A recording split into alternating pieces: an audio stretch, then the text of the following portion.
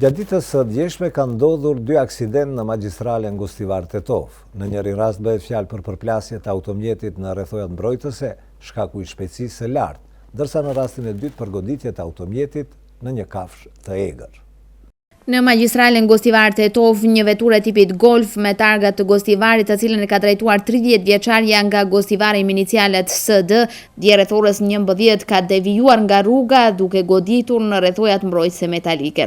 Nga ky aksident, drejtuesi i automjetit dhe bashkëudhëtarja e saj, 25 vjeçaria me inicialet BS, po ashtu nga Gostivari, me veturë të ndihmës së shpejtë janë dërguar në spitalin e Gostivarit, por me që janë ankuar prej dhimbjeve të kokës dhe gjoksit, janë transferuar për në klinikat e Shkupit për kontrolle më të detajuara.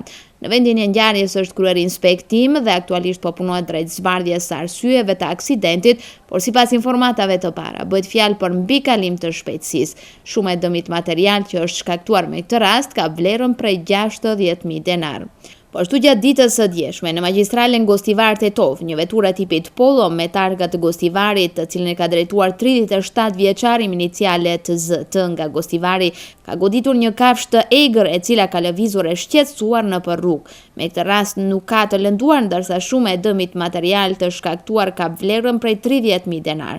Dalje kafshëve nëpër këtë magjistrale është dukurie shpesht, sepse shuma aksidente ka ndodhur pikërisht nga ky arsye. Ndërkaq sipas sektorit të punëve të brendshme Tetov, shkaqi i aksidenteve të kësaj natyre është mbrojtja jo adekuate në këtë rrugë, e cila nga të dyja anët i ka të dëmtuara rrethojat mbrojtëse.